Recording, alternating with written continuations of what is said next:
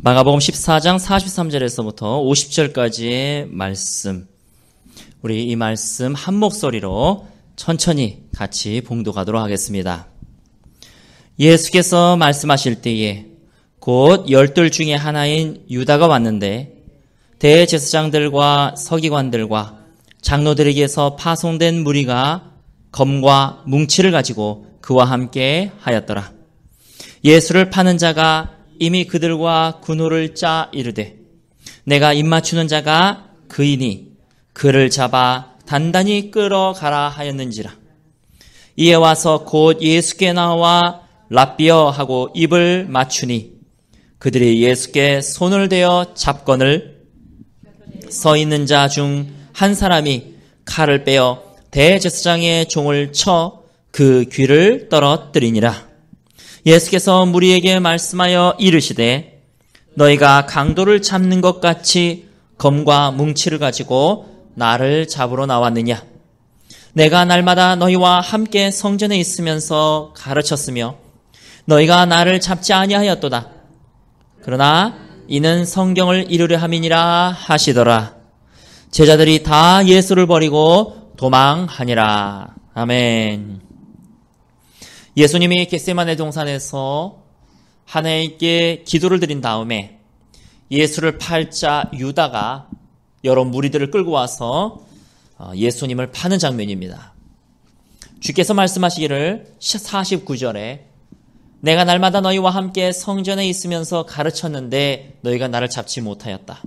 왜냐하면 나의 때가 이른 것이 아니기 때문인데 지금은 성경을 이루어야 할 때가 왔다. 그렇게 주님이 말씀하고 계십니다.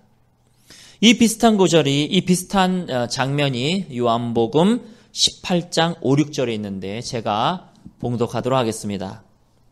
대답하되 나사렛 예수라 하거늘 이르시되 내가 그니라 하시니라. 그를 파는 유다도 그들과 함께 섰더라. 예수께서 그들에게 내가 그니라 하실 때에 그들이 물러가서 땅에 엎드려지는지라.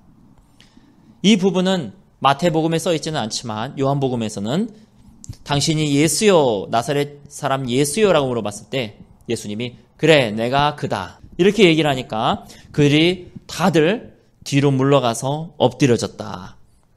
예수 그리스도에게 권위가 있는 것입니다. 사람들이 갑자기 예수님에게 임한 권능과 권세 때문에 땅에 엎드려졌다. 이렇게 성경은 말씀하고 있는 것입니다. 역시 우리 마태복음 26장 53절에 보면은 이런 말씀이 쓰여져 있습니다. 너는 내가 내 아버지께 고하여 지금이라도 12군단 더 되는 천사들을 보내시게 할 수 없는 자로 아느냐. 내가 말만 하면은 12사단이라도 12군단이라도 천사들이 와서 나를 보호해 줄 수 있다. 내가 만일 그렇게 하면 이런 일이 있으리라. 하지만 나는 성경을 이루어야 된다. 이렇게 주님은 말씀하고 계십니다. 예수님의 십자가 사건은 무엇인가? 예수님이 분명히 다 권한도 있었고 권세도 있었고 권능도 있었고 능력도 있었지만 왜 예수님은 마치 도살장에 끌려가는 어린 양처럼 순수하게 손을 내밀어서 수갑을 채우시고 순수하게 가시멜류관을 씌워도 머리를 들이대셨는가? 바로 이 십자가 사건은 성경을 이루기 위한 것이었습니다. 성경에서는 즉 영의 법칙에서는요. 어떻게 사람을 구원해내야 되느냐. 영의 법칙에서는 대표적으로 두 가지가 해결이 돼야 되는데 첫 번째는 죄를 지었을 경우에는 하나님의 분노가 임합니다. 하나님의 공의, 하나님의 성품이죠. 죄인을 죄 없다라고 말하는 것은 정의롭지가 않습니다. 그래서 죄를 지은 사람에게는 반드시 하나님이 심판하셔야 되는 것, 다른 말로 표현하면 진노를 쏟으셔야 되는 것.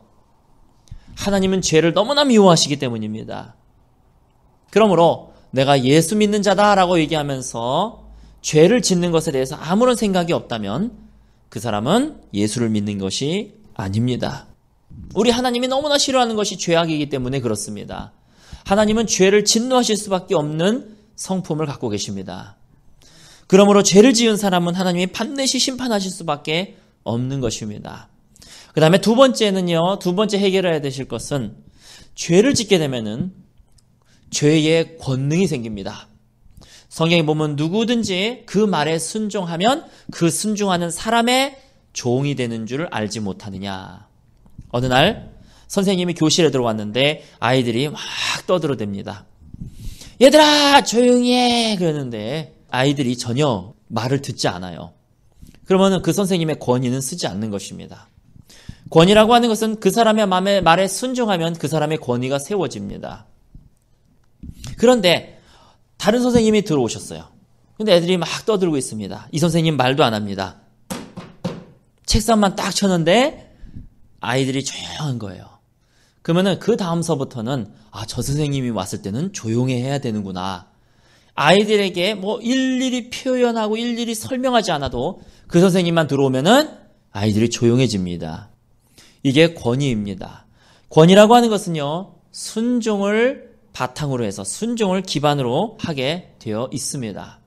내가 하나님을 주인으로 모신다. 하나님께 영광을 올려드린다. 즉 권위를 올려드린다라고 얘기하고 그의 말씀에 순종하지 않으면 우리는 하나님께 권위를 올려드리고 영광을 올려드리지 못하는 것이지요. 그 대신에 죄를 짓게 되면 어떤 일이 발생하느냐?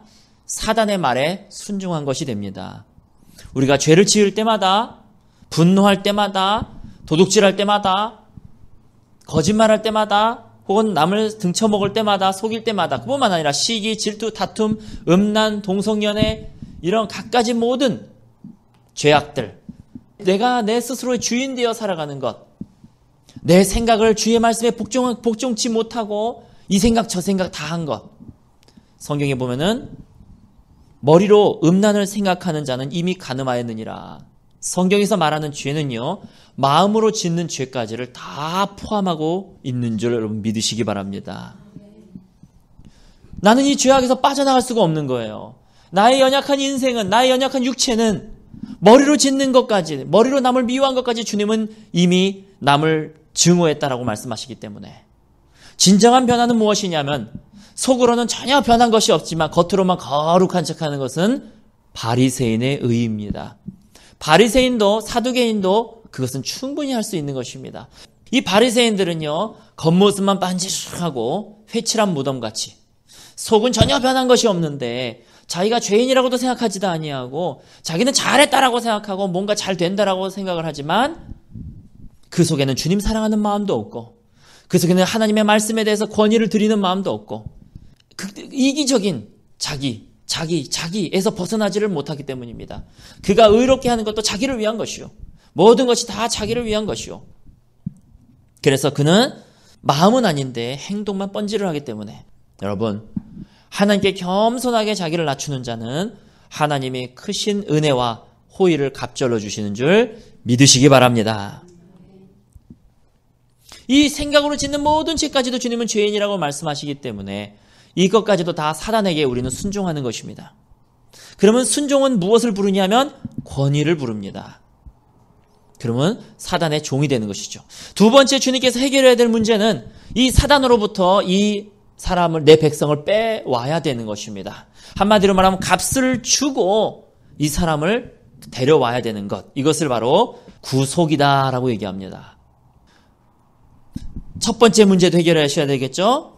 하나님은 공의로우신 분이기 때문에 죄인에게 반드시 심판하시고 진노하실 수밖에 없습니다. 그래서 주님이 어떻게 하셨습니까? 이제는 주님이 이 두 가지를 다 이루시기 위해서 사실 한 가지가 더 있는데 그 한 가지는 그냥 나중에 말씀을 드리도록 그렇게 하겠습니다. 한 가지는 일단 두 가지만. 그래서 주님께서 이루시기 위해서 어떻게 하셨냐면은 십자가 위에서 하나님의 진노의 퍼부으심을 몸소 받은 것입니다. 예수님이 머리에 가시관 쓰시고 창에 찔리시고 손에 못이 박히는 것이 두려워가지고 땀이 핏방울이 되도록 겟세마네에서 기도하셨겠습니까? 저는 그렇게 믿지 않습니다. 그 육체적인 고통 때문에 예수님이 벌벌 떠시면서 이 잔을 내게서 옮기시옵소서 얘기하셨겠습니까? 저는 그렇게 믿지 않습니다. 하나님의 진노를 그가 친히 받으듯이 다 받으셔야 되기 때문에 이 무게감이 너무나 크기 때문에 온 세상의 죄인들에게 퍼부어질 진노를 한꺼번에 본인이 다 받으셔야 되기 때문에 단지 육체적인 아픔은 그 진노의 0.1%밖에 안 되는 것입니다. 영적인 아픔, 하나님으로부터 버림받아야 되는 아픔, 고아와 같이 내둥댕이 쳐야 되는 아픔, 주님의 그 모든 사람들에게 쏟을 그 진노를 한꺼번에 몇천 볼트로 다 받으셔야 되는, 뒤집어 쓰셔야 되는 그 아픔. 그래서 하나님은 결국은 민영아, 내가 너에게 심판을 내리노라 할 거를 예수님의 십자가상에서 예수님에게 그냥 심판을 내리시는 것입니다. 그리고 우리를 뭐라고 얘기하십니까? 이제 너는 의롭다. 이 첫 번째 문제를 해결하시기 위한 것이 바로 칭의입니다. 칭의. 너를 의롭다라고 이제 내가 칭해 주겠다. 어떻게 의롭게 되었습니까? 벌써 심판을 받았기 때문에. 예수님이 심판을 받으셨기 때문에. 그래서 내 죄를 예수님이 대신 짊어지셔서 심판을 당하셨고 맞바꾼 거예요. 나는 죄를 드리고 예수님은 나에게 의를 주신 거예요. 그래서 주님께서는 우리를 칭의하셨습니다. 칭의와 구속은 다른 것이에요. 구속은 뭡니까? 이제 값을 지르고 사야 됩니다. 성경에 보면 죄의 싹은 사망이요. 자, 이 죄인을 구하기 위해서는 목숨밖에는 없습니다. 사망이요, 목숨. 이것이 영적 법칙입니다. 사단이 그냥 안 준다는 거예요. 아니, 내가 뭐하러 내 종들을 지옥으로 끌고 가면 되는데 내가 뭐하러 내 종들을 너한테 줘? 나는 풀어줄 수 없어? 그러니까 뭘 내나? 목숨을 내나? 목숨을 내나? 피를 내나? 목숨을 내나? 이 구원을 받은 자가 다시 또 한쪽은 세상, 한쪽은 주님, 양다리 걸치면서 또 죄를 짓는 것에 대해서 전혀 개의치 않고 난 구원받았으니까 죄 져도 돼. 이런 자는 정말로 구속을 받은 것을 가슴으로 느끼지 못하는 자. 칭의라고 하는 것도 가슴으로 느끼지 못하는 자. 이 사람은 정말로 주님을 만나지 못한 자인 것입니다. 우리가 그것을 안다면 우리는 죄를 당연히 싫어할 수밖에 없고 죄를 당연히 멀리할 수밖에 없는 것입니다.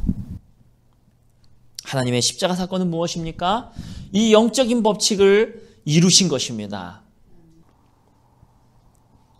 그래서 요한복음 19장 30절에 보면 뭐라고 써 있습니까? 예수께서 신포도주를 받으신 후에 이르시되 다 이루었다 하시고 머리를 숙이니 영혼이 떠나가시니라. 주님께서 여기서 다 이루셨다는 얘기는요, 이제 내 육체적인 고통을 다 받았다, 이제 끝이다, 전혀 그런 의미가 아닙니다. 이제 법적으로 공정하게 내 백성들을 천국으로 들어갈 수 있도록 내가 다 이루었다.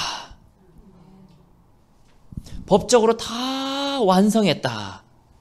그것을 다 이루었다라고 주님은 말씀하십니다. 이제 하나님의 모든 진노를 내가 다 받고 이제는 내 목숨을 다 줌으로써 사단으로부터 너희를 내가 데려올 수 있는 이제는 법조항이 만들어졌다. 공정하게 데리고 올 수 있다. 주님께서는 이제 모든 것을 다 이루셨다. 그래서 이미 선고는 된 겁니다. 사단은 이미 다 패배해버렸습니다. 우리의 연약한 것들은 이미 다 끝나버렸습니다. 예수 그리스도를 주님으로 영접하는 자는 구원받고 구속받고 칭의 받게 됩니다. 나는 이미 예수와 함께 십자가에 못 박히고 이 세상에 대해서는 죽었으며 이 세상에 대해서는 난 죽음으로써 승리하는 권능을 주님이 우리에게 이미 주신 것입니다. 그런데 우리의 삶을 보면 어떻습니까? 과연 우리 삶 속에서 얼마나 이 권능이 일어나는가? 과연 우리 삶 속에서는 얼마나 이것이 나에게 적용이 되는가? 어느 날 이 우리나라의 일제시대 때 일본인의 압박을 피해서 산으로 도망간 사람이 있었다고 합니다. 제가 일제시대 때인지 6.25 때인지 정확하게는 모르겠어요. 6.25라면 공산당을 피해서 도망갔을 거고 자기가 산속에 들어가서 혼자 삽니다. 1945년 8월 15일 날 광복이 되었습니다. 그런데 그는 여전히 거기서 살아가고 있어요. 왜? 소식을 못 들으니까. 어느 날 1960년에 그가 나왔는데 이미 세상은 다 변해 있었습니다. 6.25까지 다 끝나버렸죠? 아니, 어떻게 된 겁니까? 이 나라가 지금 일제히 지금 통치를 받아야 되는 거 아닙니까? 아니, 무슨 말씀이세요? 이 나라는 벌써 유엔에서 전 세계에서 독립국으로 공인을 해줬어요. 일본은 더 이상 이 나라를 터치할 법적 근거가 없습니다. 이 나라는 자유 독립국이에요.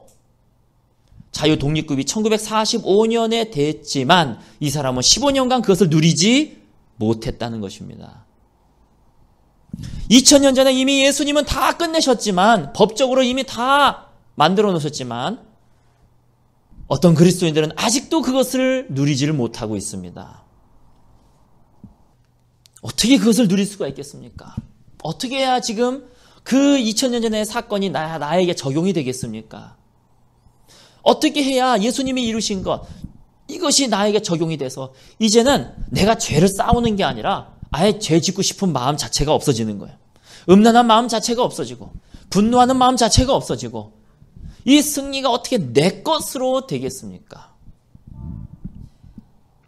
첫 번째는요, 복음을 제대로 알아야 됩니다. 아까도 얘기했듯이 복음에 대해서 말씀을 드렸어요. 복음에 대해서 말씀을 드렸어요. 이 복음을 제대로 알아야 우리 마음 가운데 믿음이 생깁니다. 믿음은 들음에서 나고 들음은 그리스도 예수의 말씀으로 말미암았느니라. 여러분, 믿기로 결정하는 것, 그것이 아니라 믿어지는 것이 은혜인 줄 믿으시기 바랍니다. 나는 믿어, 나는 믿어, 나는 믿어, 이것이 아니라 이제 믿어지는 거예요. 여러 가지 어려움이 있습니다. 재정적인 어려움도 있습니다. 그러나 하나님이 이 재정을 풀어주실 것을 믿어. 하나님이 이 재정을 풀을 것을 주로 주실 것을 믿어. 거기를 떠나서 그 이상의 수준으로 믿어지는 역사가 일어나는 저와 여러분 되시기를 예수님의 이름으로 축원합니다. 믿음은 들음에서 나고 들음은 그리스도의 말씀으로 말미암습니다. 여러분, 오늘도 구속 또 칭의 얘기를 했지만 이 복음을 계속 들어야 우리 안에서 믿음이 자라납니다. 예수님이 이루셨구나. 정말 예수님이 하셨구나. 어느 순간서부터인가 믿음이 생기는 것입니다. 감리교회의 창시자 또 그 다음에 성결교, 우리 성결교, 그 중심의 뿌리가 바로 요한 웨슬리인데, 어느 날 이 요한 웨슬리 목사님이 금신도 착하고 기도도 착하고 해가지고 정말로 이 사람들은 참 홀리니스다, 정말 거룩한 사람들이다 라고 호칭을 받았습니다. 그 다음에는 내가 많은 사람들을 구원해내야 되겠다라고 생각하고 배를 타고 아메리카로, 미국으로 건너갔습니다. 미국으로 건너가고 있는데 풍랑이 일어났어요. 자기가 5년, 6년, 7년 이상을 규칙적으로 말씀도 보고 기도도 하고 규칙적으로 자기가 뭔가 했지만 갑자기 풍랑이 일어나자 두려워지기 시작을 했습니다. 여러분, 죽음 앞에서는요, 자기 믿음이 드러나게 되어 있습니다. 지금은 내가 믿는 것 같아요. 별일이 없으니까. 근데 별일이 생기게 되면 이제 내 안에 두려움이 생기기 시작하는 것입니다. 그거는 지식이지 믿음이 아닙니다. 아직까지. 믿음은요, 믿어지는 것이기 때문에 흔들리는 것이 없어요. 이 요한 웨슬리가 두려움 속에 있었습니다. 주님 살려주세요. 주님 살려주세요. 자기 마음속에 내가 여태까지 믿었던 믿음은 뭐지? 난 지금 여태까지 뭘 믿고 있었지? 그런데 저쪽에서 노랫소리가 들리는데 여러 사람들이 노랫소리를 평안하게 찬양이 들리는 거예요. 이게 뭐지? 나는 지금 선교사로 나가고 있고 목사 안수를 받아서 선교사로 나가고 있는데 내가 이렇게 두려움에 처했을 때 저 사람들은 뭘까? 저기 뭔가 있구나. 내가 만난 하나님이 아직 아니구나. 저 사람들이 만난 하나님이 진짜 하나님이구나. 그가 거기서 그걸 깨닫게 됩니다. 그리고 미국에 도착을 했는데 미국에 도착하자마자 자기를 맞이한 목사님이 한 분 계셨는데 독일 분이었어요. 이 독일 목사님이, 그것도 하나님의 섭리죠, 요한 웨슬리에게 딱 보자마자 질문을 합니다. 당신은 진정한 그리스도인입니까? 당신은 진정한 하나님의 자녀입니까? 라고 질문을 했을 때 이 요한 웨슬리 목사님이 말을 못 하겠는 거예요. 자기가 그런 경험을 하고 왔으니까. 나도 그러리라고 믿습니다. 아니요. 당신은 진정한 그리스도인입니까? 당신은 진정히 하나님을 만났습니까? 만났다고 믿고 싶습니다. 아니요. 믿고 싶은 게 아니라 솔직하게 얘기해 보십시오. 당신은 죽음 앞에서도 그런 찬양을 부를 수 있습니까? 당신은 정말로 하나님을 만났습니까? 결국 요한 웨슬리는 대답을 못했습니다. 그리고 그가 선교를 했는데 실패했습니다. 그는 그 마음속에 계속 괴로움이 있었습니다. 내가 만난 하나님, 정말 내가 하나님 만난 것인가? 내가 만난 하나님은 누구지? 여러분, 한국의 그리스도인들 안에는 이 진지한 질문이 들어가야 됩니다. 그래야 나중에 하나님의 심판 앞에 갔을 때 정말로 내가 구원 받았는가? 이것이 확정되지 않으면요, 맨날 흔들리는 믿음을 갖고 있는 거예요. 하나님을 만나기 전에 요한 웨슬리 같은 믿음을 갖고 있는 거예요. 요한 웨슬리가 실패하고 다시 되돌아오게 되죠. 그래서 영국에서 어떤 말씀을 들었느냐? 마틴 루터의 로마서 강해의 서문을 그가 듣게 됩니다. 즉 복음을 듣게 된다는 것입니다. 그가 복음을 몰랐겠습니까? 그 이전까지 복음을 전혀 못 들어봤겠습니까? 어떻게 그러고서 목사가 되었겠습니까? 그런데 의인은 믿음으로 말미암아 살리라 라고 하는 부분에서 하나님이 그를 확 휘어잡으셨어요. 그가 갑자기 뒤집어지기 시작을 했습니다. 이 복음의 말씀을 듣자, 그래, 믿음으로 의롭다함을 받는 것이구나. 세상에도 그 전에도 들었어요. 믿음으로 의롭다함을 받는다. 그 전에도 들었어요. 믿음으로 의롭다함을 받는다. 근데 자기가 있는 믿음은 아무것도 아니었는데 도대체 믿음으로 의롭다함을 받는다는 것이 무엇이냐? 계속 만날 들었던 말이지만 하나님이 딱 역사하시자 그날은 그것이 다르게 나오기 시작을 했어요. 그날에는 그것이 그 사람의 마음에 꽂혀버렸어요. 그리고 그때 요한 웨슬리는 완전히 뒤집어져서 주님을 만나게 됩니다. 여러분, 복음을 계속 들어야지 됩니다. 이 복음 속에서 하나님이 각 사람에게 믿음을 성장시키시고 꼭 요한 웨슬리 같이 극적인 막 반응, 이게 아니더라도 믿음에서 믿음에 일어나니 즉 믿음이 성장하게 됩니다. 복음에 대해서 선포할 때에 그 소리 아는 얘기인데 아니요, 그런 게 아니에요. 믿음으로 의롭다함을 받는다. 요한 웨슬리는 수없이 들었을 것입니다. 그러나 하나님이 믿음으로 성장하게 해주신 요한 웨슬리는 갑작스럽게 변하게 해주시고, 그래서 결국 그는 그날로부터 완전히 자기가 죄에서 해방되게 되고 완전히 하나님 앞에 자기를 드리게 됩니다. 여러분, 어떻게 해야 그러면 예수님의 이 십자가의 1945년에 일어났던 광복절이 어떻게 해야 내 것이 되겠습니까? 어떻게 해야 2000년 전이 내 것이 되겠습니까? 첫 번째, 여러분 말씀을 계속 들으시고 복음을 계속 들으시기 바랍니다. 그리고 두 번째는요, 주님께 기도하시기 바랍니다. 이것은 주님의 주권이지 내 주권이 아닌 거예요. 내가 믿어지는 것은 내 주권이 아닌 거예요. 그건 주님의 주권인 거예요. 안 믿어지는 걸 어떻게 해요? 그 마음 충분히 이해합니다. 그렇다고 안 믿어진다고 가만히 있을 겁니까? 아니요. 우리가 우리의 해야 될 일을 하면 주님께서는 주님이 하실 일을 하신다는 것이에요. 공부도 안 하고 주님 대학에 붙게 해주십시오 하고 기도만 하십시오. 그러면 그 사람은 분명히 대학 100% 떨어집니다. 자기가 할 일도 안 하면서 주님 보고 해라 그러니 주님이 하시겠습니까? 내가 최선을 다하고 공부하면서 주님 이 대학에 붙게 해주십시오. 그러면 말이 달라질 수 있죠. 마찬가지로 나는 기도도 안 하고 말씀도 안 하고 아무것도 안 하면서 그냥 믿어지겠지. 이거는 하나님도 못 하시는 거예요. 내가 복음을 듣지 않는데 어떻게 내가 변하겠습니까? 내가 말씀을 듣거나 말씀을 읽지 않는데 어떻게 내가 변하겠습니까? 어떻게 내가 믿어지겠습니까? 믿음은 그리스도의 말씀으로 말미암았느니라. 두 번째, 내가 기도하지 않는데 어떻게 내가 되겠습니까? 자, 특별히 무엇을 위해서 기도하냐면은 주님 앞에 믿음을 구하십시오. 마음을 구하십시오.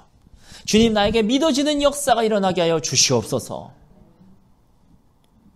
하루 이틀 기도했다고? 아니요. 우리 예수님은 하루 이틀 기도하셔도 응답이 됩니다. 워낙 영적이신 분이기 때문에. 근데 우리는 그렇게 영적이질 못해요. 기도도 안 했던 사람들이 하루 이틀 했다고 기도가 응답되겠습니까? 준비 기도해야지요. 마귀 쫓아야 되지요. 마음 가다듬어야 되지요. 앉아가지고 기도하려면은 막 죄악들이 누구 미운 거 생각나고, 음란한 거 생각나고, 짜증나는 거 생각나지요. 그리고 기도하는 그 자체도 짜증나지요. 뭐 응답이 되겠습니까? 그러나 그런 것들이 하나씩 하나씩 기도를 통해서 정리가 되어지기 시작하는 것입니다. 기도해본 사람만이 아는 거예요. 처음엔 누구나 다 그 과정을 겪습니다. 엉덩이가 들썩들썩합니다. 저도 그런 부류 중에 하나였어요. 5분 기도하면은 5분 이상 기도하면 막 몸살 날 것 같아요. 근데 내가 아는 건 이거 외에는 할 게 없기 때문에, 이거 외에는 내가 더 이상 뭐 어떻게 할 수가 없기 때문에 안 믿어지는 걸 어떡합니까? 그러니 주님, 나 진정한 그리스도인이 되게 해주세요. 주님 앞에서 기도하는 것입니다. 자기 몸을 쳐서 복종시키는 것입니다. 처음서부터 여러분 5시간씩 기도 안 하셔도 됩니다. 단 기도하는 시간은 늘어나야 됩니다. 중요한 것은 처음서부터 5시간 기도할 필요 없고 5분 기도하십시오. 그러나 그것이 늘어나야 됩니다. 이제 5분 기도하고 다음 달에는 10분 기도하고, 그래서 마음을 구하십시오. 믿음을 구하십시오. 하나님이 그 기도에 반드시 응답하실 것을 믿습니다. 어느 순간 되면 이게 믿어지는 거예요. 어느 순간이 되면 이게 내 가슴에 꽂히게 되는 거예요. 이제 머릿속으로 돌아가는 게 아니라 가슴에 꽂히는 거예요. 희한하게 예전에는 내가 미웠는데 지금은 안 믿고, 희한하게 예전에는 두려웠는데 이제 안 두려운 거예요. 상황이 변한 것이 아니라 내가 변한 것이죠. 세 번째, 사단이 역사하는 통로를 막으시기 바랍니다. 사단이 역사하는 통로. 에베소서 2장 1절, 우리 1절에서부터 우리 같이 한 목소리로 봉독하도록 하겠습니다. 그는 허물과 죄로 죽었던 너희를 살리셨도다. 그때 너희는 그 가운데서 행하여 이 세상 풍조를 따르고 공중의 권세 잡은 자를 따랐으니 지금 불순종의 아들들 가운데서, 잘 보십시오. 허물과 죄로 죽었던 너희가 어떤 너희였냐면은, 전에라 그랬죠. 그때에 허물과 죄로 죽은 사람들은 어떤 사람이냐? 이 세상 풍조를 따르는 사람이에요. 이 세상에 가는 대로 가는 겁니다. 이 세상에 가치관대로 그냥 가치관을 따라가는 거예요. 주님께서 분명히 갈대아 우르에서 나와라라고 명령하셨는데 갈대아 우르에 그냥 머물러 있는 거예요. 그리고 자기는 여기 가나안이라고 착각을 하고 있는 거예요. 갈대아 우르에서 나와야 가나안에 들어갈 수가 있죠. 이 세상 풍조에서부터 나와야 뒤집어질 수가 있고 바뀔 수가 있죠. 그래서 이 세상 풍조를 따르는 것, 이것은 허물과 죄로 죽은 것입니다. 공중의 권세 잡은 자를 따르는 것, 역시 허물과 죄로 죽은 것을 따르는 것입니다. 불순종의 아들들 가운데서 역사하는 영, 하나님 말씀에 순종하지 아니하고 주의 질서에 순종하지 아니하는 것, 권위에 순종하지 아니하는 것, 이 모든 것들이 다 이 세상 허물과 죄로 죽은 것입니다. 불순종하는 것, 하나님의 말씀에 순종하는, 주의 말씀이 그렇다면 그런 건 줄 알고 순종하고, 주의 말씀이 아니다 그러면 아닌 줄 알고 따라가고, 주의 말씀에 순종하는 저와 여러분 되시기를 예수님의 이름으로 축원합니다. 그래서 3절에 보면 뭐라고 합니까? 전에는 우리도 다 그 가운데서 육체의 욕심을 따라 지내는, 육체의 욕심을 따라 지내는 것 역시 허물과 죄로 죽은 행위입니다. 육심의 욕심을 따라서 행하는 것. 어느 정도 이뻐져야 되겠죠? 그러나 육체의 욕심은 한두 끝도 없습니다. 그래서 나중에 보면 더 이뻐지려고 그러고 더 이뻐지려고 그러고 더 이뻐지려고 그러고 문제가 심각한 거죠. 더 먹으려고 그러고 더 먹으려고 그러고 더 먹으려고 그러고 더 가지려고 그러고 더 가지려고 더 가지려고 그러고 더 동성연애 하려고 그러고 나중에 성까지 자기 남성 여성까지 바꿔가면서 이상한 행동을 하려고 하고, 육체의 욕심을 따라 지내는 것, 그 다음에 육체와 마음이 원하는 것을 하는 것. 말씀이 원하는 것을 해야 되는데 육체가 원하는 대로 움직이고 마음이 원하는 대로 움직이고 자기 육체에 순종하는 것이 바로 허물과 죄로 죽은 행위입니다. 이런 자들은 본질상 3절에 진노의 자녀들이다. 이렇게 성경은 말하고 있어요. 이건 전에 행한 일이지 고린도 교인들 당신이 지금 현재 이걸 행하고 있다면 문제가 있는 것이에요. 전에는 그러지 않았습니까? 근데 지금은 아니다라는 뜻이겠죠.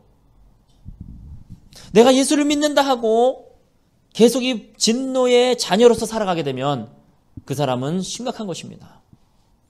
그러나 4절에 긍휼이 풍성하신 하나님이 우리를 사랑하신 그 큰 사랑을 인하여 허물로 죽은 우리를 그리스도와 함께 살리셨고 너희는 은혜로 구원을 받은 것이라. 또 함께 일으키사 그리스도 예수 안에서 하늘에 앉히시니.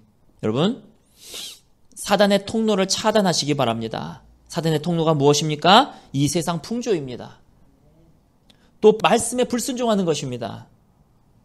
육체의 욕심을 따라 육체가 원하는 대로 먹여주고 육체가 원하는 대로 행해주고 또 마음이 자기가 하고 싶은 대로 움직이는 것, 자기 감정이 하고 싶은 대로 움직이는 것, 하고 싶으면 하고 안 하고 싶으면 안 하고, 감정이 기분 좋으면 하고 아니가 안 좋으면 안 하고, 자기 마음대로 움직이는 것. 하지만 우리는 말씀대로 움직이는 저와 여러분 되시기를 예수님의 이름으로 축원합니다.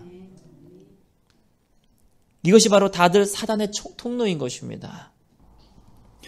성령 충만을 구하고 성령 충만을 구하는데 왜 성령 충만되지 않을까? 대표적인 이유는 이 속에 있는 것들을 비우지 않았기 때문입니다.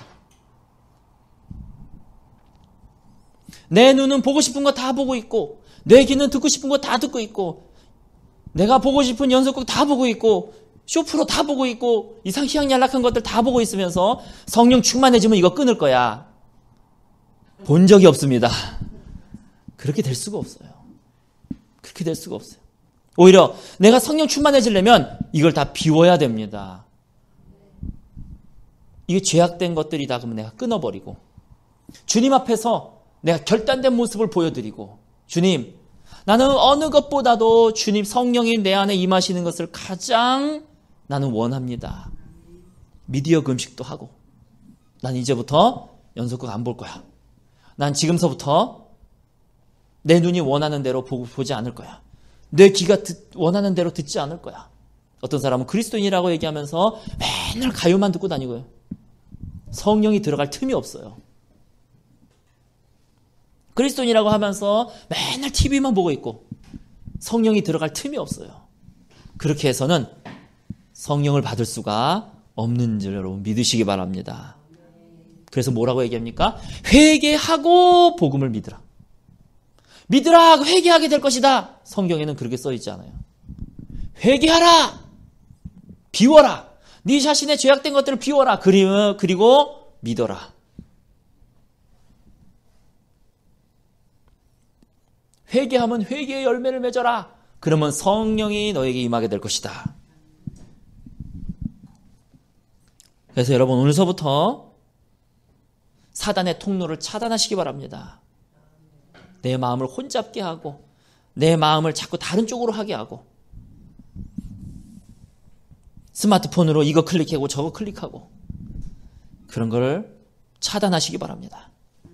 그럼 하나님께서 비운 만큼 주의 성령으로 채워주실 줄을 믿으시기 바랍니다. 네 번째로 말씀에 충실하시기 바랍니다. 말씀으로 채우시기 바랍니다. 이 부분들 여러분 기억하시면서 어떻게 예수님이 이루시는 것을 내가 적용받을 수 있느냐, 어떻게 내가 예수님이 이루신 것을 내 거로 만들 수가 있느냐. 첫 번째, 복음을 계속 들으시기 바랍니다. 그래서 제가 주로 하는 설교는 복음 설교예요. 다른 것들도 많이 있어요. 어떻게 하면 이 세상에서 잘 살아갈까?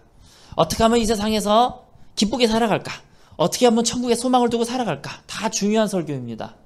어떻게 하면 제가 지난주 주일에는 그거 설교했죠. 어떻게 하면 소위 말해서 돈을 많이 벌 수 있을까? 주어라! 그러면 너에게 후이되어 누르고 넘치도록 하여 너에게 안겨주리라. 그러니까 주십시오. 심으십시오. 그 설교도 중요하지만 사실은 가장 중요한 설교는 복음 설교입니다. 칭의가 뭐냐? 구속이 뭐냐? 복음 설교입니다. 이 복음 설교를 통해서 믿음이, 물론 그것을 통해서만 믿음, 그런 뜻은 아니지만 이 복음이 능력이 있습니다. 복음에는 능력이 있기 때문입니다. 이런 복음을 많이 들으시기 바랍니다. 두 번째, 주님께 기도하시기 바랍니다. 특별히 믿음을 구하시고 마음을 구하시기 바랍니다. 하나님의 때에 하나님 반드시 응답하는 역사가 일어나게 될 것입니다. 이제는 믿어질 것입니다. 이제는 하기 싫어질 것입니다. 세 번째, 사단의 통로를 차단하시기 바랍니다. 진노의 자녀로 살아가지 마시고 주의 말씀에 순종하며 또한 살아가시고 또한 주의 말씀을 붙들고 살아가시는 이것이 네 번째, 주의 말씀을 붙들고 살아가시고 그래서 하나님을 깊이 알아가시는 그래서 변화되어지고 믿어지는 역사가 일어나는 저와 여러분 되시기를 예수님의 이름으로 축원합니다. 오늘 말씀들을 기억하시면서 이 시간에 우리 기도하기를 원합니다.